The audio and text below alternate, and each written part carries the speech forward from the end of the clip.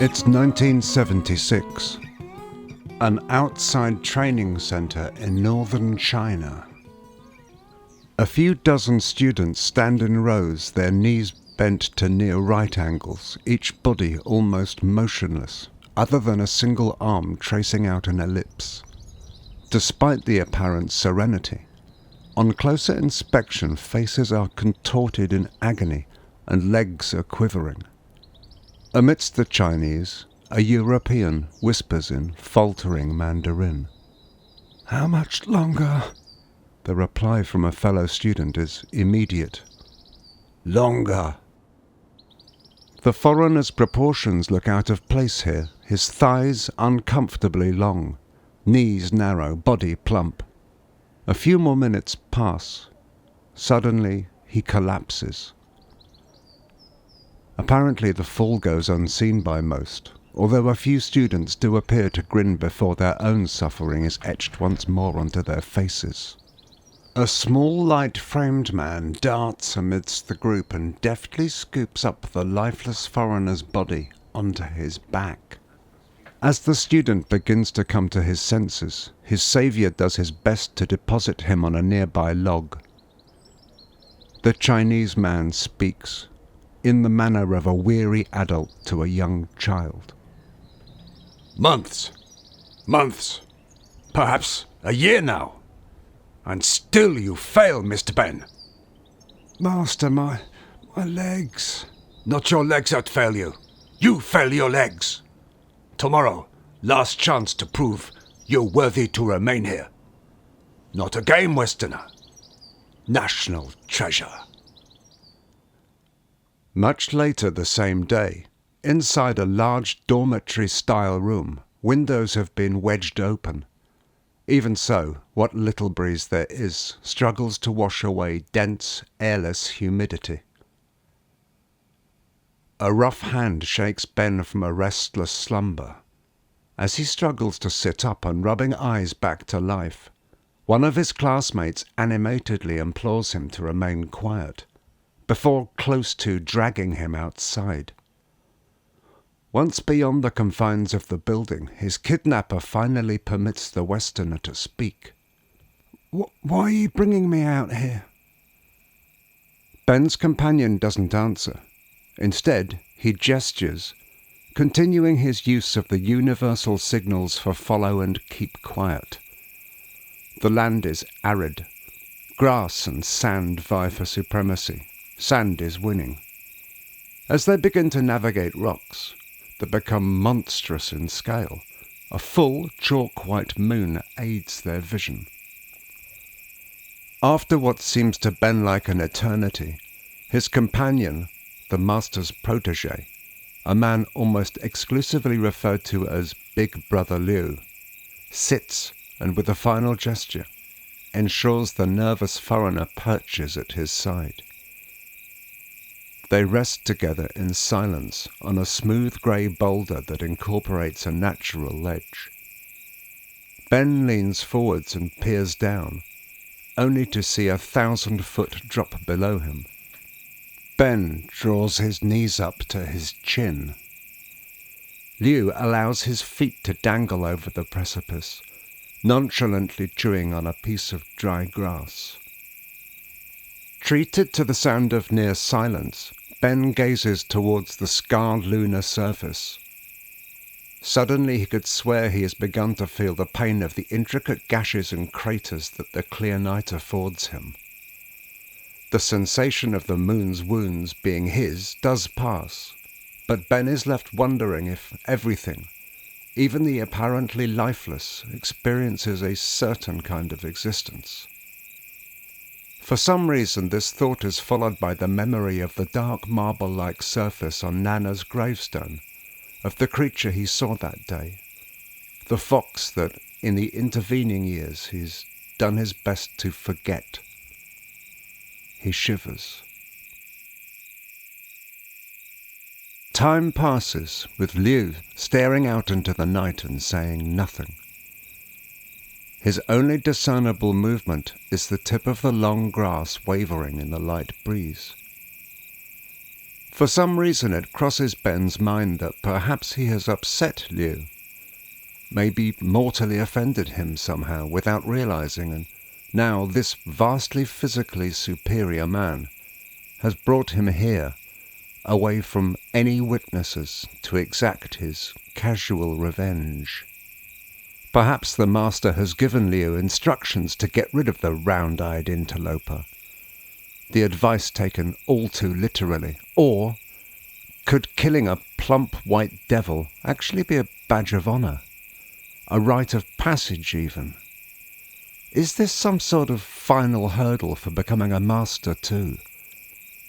Ben imagines himself falling and falling before, splat, history.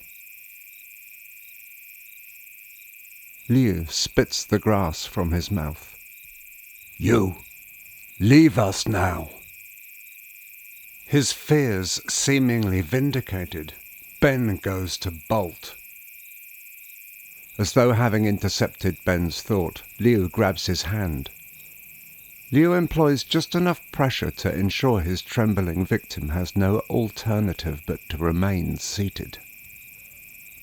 In spite of his fear, Ben is suddenly aware of a strange and subtle energy moving throughout his body, as though a serpent were uncoiling at the base of his spine, snaking upwards and coming to rest deep inside his belly.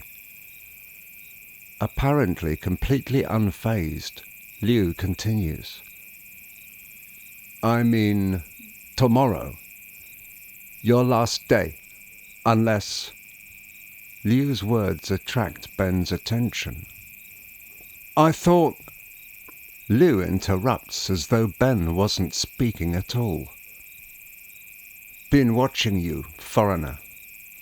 Brought you here to tell you, Although both men are speaking Mandarin, it is not either of their mother tongues, and as such, Ben finds Liu easier to understand than anyone else he's conversed with for a long, long time.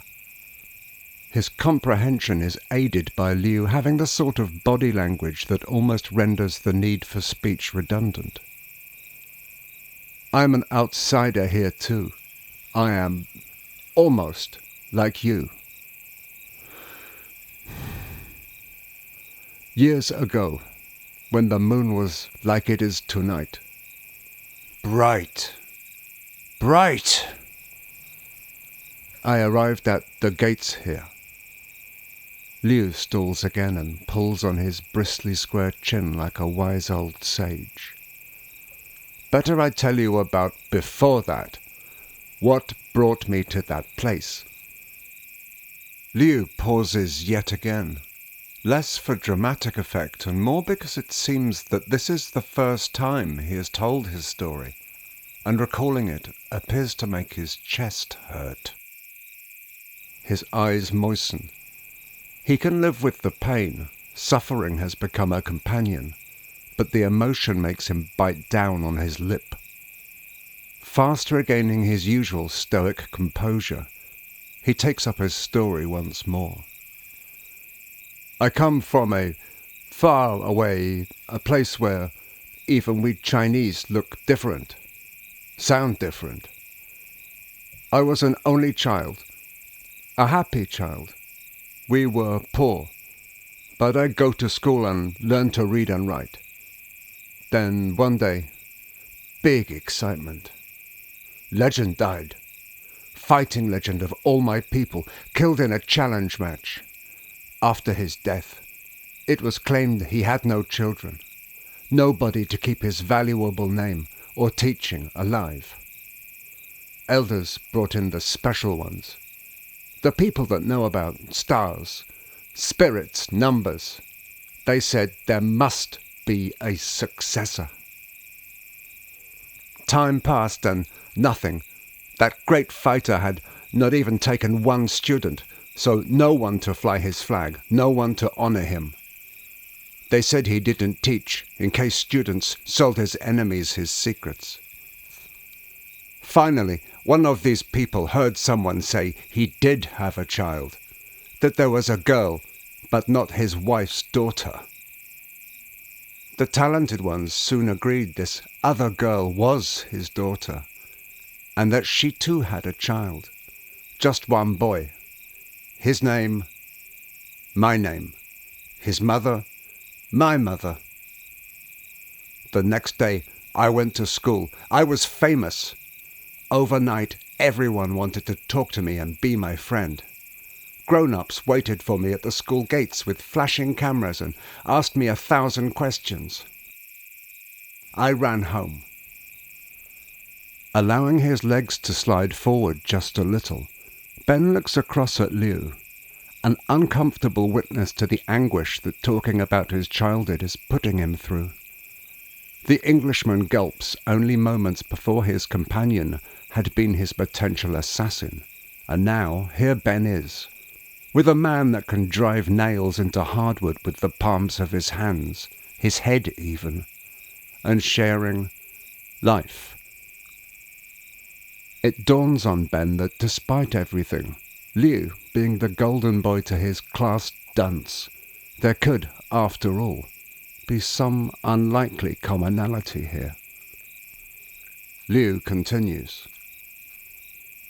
People whispered behind my back, talking about my mother, saying bad things. Soon bigger kids wanted to fight me, even my old friends, keen to try me out and make their name. I go home with cuts and bumps all over my body. He points at various body parts for effect. My mother, ashamed to come to school. My father, working away from home, he never returned. Beatings got worse. Fingers, arms, jaw, all broken. Liu pauses again. Ben doesn't try to look at him anymore. It no longer matters whether the storyteller smiles or cries.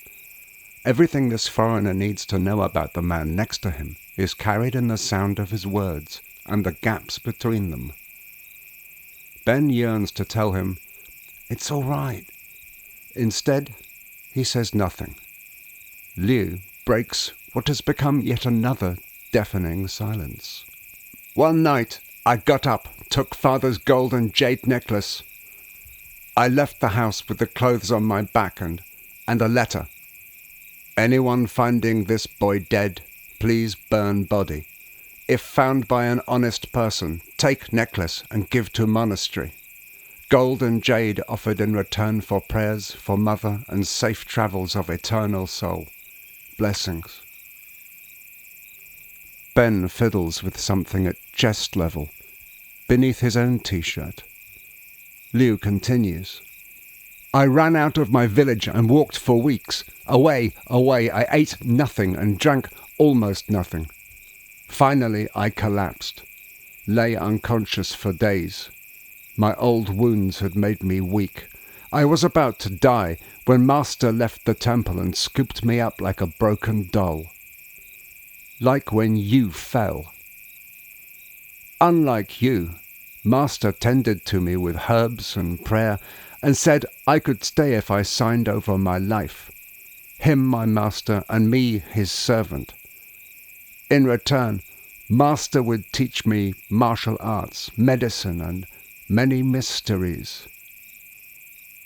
What choice did I have? Master took my clothes and burned them, left me with only one thing from my old life. Liu taps at his necklace. My only possession. I soon regretted agreeing to Master's offer.